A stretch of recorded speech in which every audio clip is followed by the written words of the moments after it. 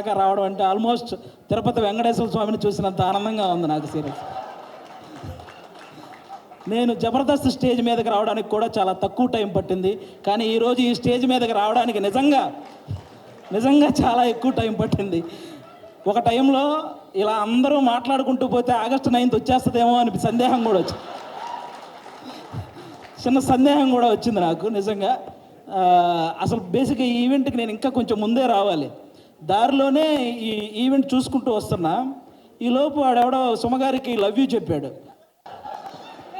మాదాపూర్ వెళ్ళాల్సిన వాడిని అటు మణికొండ వెళ్ళి తిరిగి మళ్ళీ రివర్స్ అయ్యి వచ్చారు. ఎందుకంటే రాజీవ్ కనకాల గారే ధైర్యం చేయరు సుమగారికి చెప్పడానికి. అలాంటిది అతను ధైర్యం చేశాడు. అది సీరియస్గా సాహసం అనే చెప్పాలి. అది ఓకే. ఈ సినిమా నువ్వా చాలు మళ్ళీ చెప్తావేంటి? ఓకే, ఈ సినిమాలో నేను చేయలేదు. ఈరోజు ఈ ఫంక్షన్కి రావడానికి ఒకే ఒక్క రీజన్, మా నాగబాబు గారి అమ్మాయి ప్రొడ్యూస్ చేసింది కాబట్టి ఈరోజు ఇక్కడికి రావడం జరిగింది అంతే. అంటే ఆయన తన తమ్ముడు కళ్యాణ్ గారి గురించి తప్ప తన గురించి ఏమాత్రం ఆలోచించుకోకుండా నిస్వార్థంగా పనిచేసి తన తమ్ముడు సక్సెస్లో ఆయన కూడా భాగమైన మా నాగబాబు గారు అమ్మాయి ప్రొడ్యూసర్గా చేశారు కాబట్టి ఈరోజు ఇక్కడికి రావడం జరిగింది. అంటే మెగా ఫ్యామిలీ అనగానే వాళ్ళని చూస్తే చాలు అనే ఫీల్ ఉన్న మాలాంటి చిన్న ఆర్టిస్టులకి నాగబాబు గారు మా మమ్మల్ని దగ్గర కూర్చోబెట్టుకుని ఆయన చేతులతో అన్నం కలిపి తినిపించిన రోజులు ఉన్నాయి. అలాంటి మా నాగబాబు గారు అమ్మాయి ప్రొడ్యూసర్గా చేసింది కాబట్టి ఈరోజు ఇక్కడికి రావడం జరిగింది. వాళ్ళ అన్నదమ్ముల గురించి ఎవరైనా తప్పుగా మాట్లాడితే ఆయన అడ్డుగా నిలబడి నన్నేమైనా అనండి కానీ నా అన్నదమ్ముల జోలికి మాత్రం రావద్దని ఒక గోడలాగా నిలబడి ఎప్పుడు వాళ్ళని కాపాడుకుంటూ వస్తున్న మా నాగబాబు గారు అమ్మాయి ప్రొడ్యూసర్గా చేసింది కాబట్టి ఈరోజు ఇక్కడికి రావడం జరిగింది. అంటే ఎప్పుడు అన్నయ్య మంచితనం, తమ్ముడు మంచితనం ఇవే మాట్లాడుకుంటూ ఉంటాం. కానీ వాళ్ళని మాకు ఇంత దగ్గరగా చేసిన మా నాగబాబు గారి మంచితనం కూడా మీ అందరికీ తెలియాలి. అందుకే ఈరోజు ఇది చెప్తున్నాను అనమాట.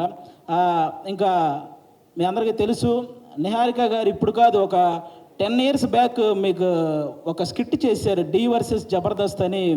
అందులో నాగబాబు గారి క్యారెక్టర్ చేశారు నిహారిక గారు. ఆ స్కిట్ నేనే రాశాను. ఫస్ట్ టైం ఒక టైమింగ్ అంటే ఇలా ఉండాలి, ఒక పంచ్ టైమింగ్ వేసేటప్పుడు ఆ మాడ్యులేషన్ ఎలా ఉండాలి, ఇవన్నీ కూడా నాకు ఒక రకంగా అలవాటైంది కూడా నిహారిక గారి టైమింగ్ చూసే. నాకు ఆ రోజు నేను స్కిట్ రాసినప్పుడు ఆ విధంగా నిహారిక గారు అప్పటి నుంచి నాకు పరిచయం అనమాట. అంటే నిహారిక గారు వాళ్ళ పెదనాన్నగారు లాగే కొత్త టాలెంట్ని ఎంకరేజ్ చేసే గుణం ఉంది. వాళ్ళ బాబాయ్ గారు లాగే అనుకున్నది సాధించే గుణం ఉంది. అలాగే వాళ్ళ నాన్నగారు లాగే ఎంత కష్టం వచ్చినా సరే నవ్వుతూ ముందుకెళ్ళే గుణం ఉంది. ఈ మూడు కలిపి ఉంది కాబట్టి ఈరోజు ఇలాంటి సినిమా తీయగలిగింది. అంటే ఇంకో విషయం, వాళ్ళ బాబాయ్ గారు లాగే టైప్ కాదు, ట్రెండ్ సెట్ చేసే టైప్. అందుకే 11 మంది హీరోలను పెట్టి ఒక సినిమా అంటే ఖచ్చితంగా ట్రెండ్ సెట్ చేసినట్టే, అవునా?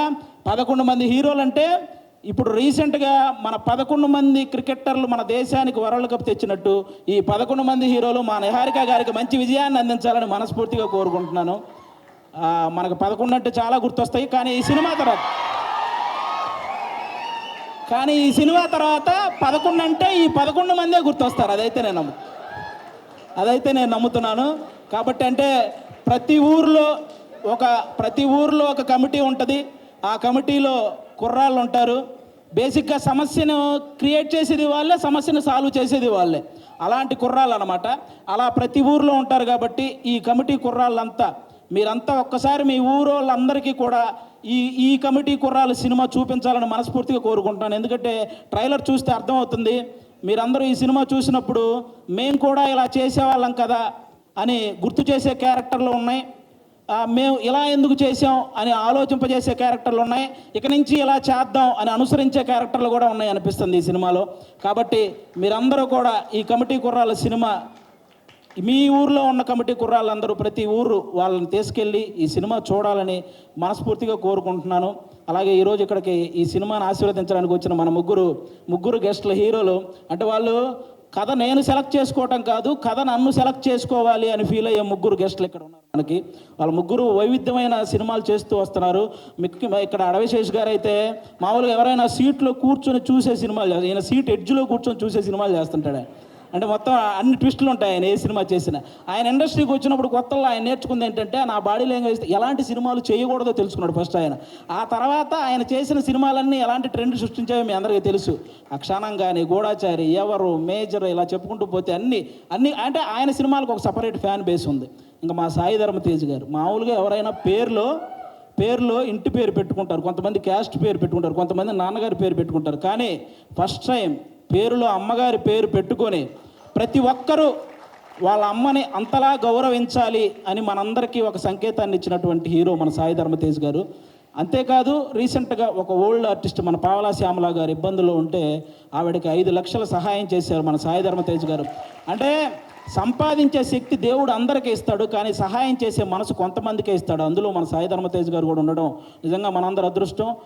అంతేకాకుండా రీసెంట్గానే అంటే తండ్రికి కూతురికి కూడా తప్పుడు సంకేతాలు చూపిస్తూ చేసిన ఒక వీడియో మీద మొట్టమొదట స్పందించిన హీరో మన సాయి ధర్మ తేజ్. ఈరోజు సోషల్ మీడియాలో ఈ అమ్మల్ని తిట్టేవాళ్ళు, అక్కల్ని తిట్టేవాళ్ళు తగ్గుతూ వస్తున్నారంటే దానికి రీజన్ మన సాయి ధర్మ తేజ్ గారు తీసుకున్న ఆ రోజు డెసిషన్ అనమాట. అలా ఆ సాయి ధర్మ తేజ్ గారు కానీ ఇంకా మా వరుణ్ తేజ్ గారు, మా నాగబాబు గారు అబ్బాయి. అంటే నేను తొలి ప్రేమ సినిమా ఫస్ట్ నాకు తొలి ప్రేమ సినిమా ద్వారానే సినిమాల్లో ఒక సక్సెస్ వచ్చింది. అది తీసిన డైరెక్టర్ కూడా ఇక్కడే ఉన్నారు, వెంకటేశ్వరి గారు. అంటే ఆయన కూడా మెగా ఫ్యామిలీ నుంచి వచ్చిన ఒక హీరో అన్న గర్వం ఎక్కడా ఉండదు మా వరుణ్ తేజ్ గారికి. చిరంజీవి గారు లాగే వైవిధ్యమైన కథలను ఎంచుకుంటూ వెళ్తుంటారు. అంటే అప్పట్లో చిరంజీవి గారు రుద్రవీణ చేశారు, గ్యాంగ్ లీడర్ లాంటి సినిమా చేశారు, అలాగే చంటబ్బాయి లాంటి కామెడీ సినిమా చేశారు, ఆపద్ బాంధవులు లాంటి ఒక ప్రయోగమైన సినిమా చేశారు.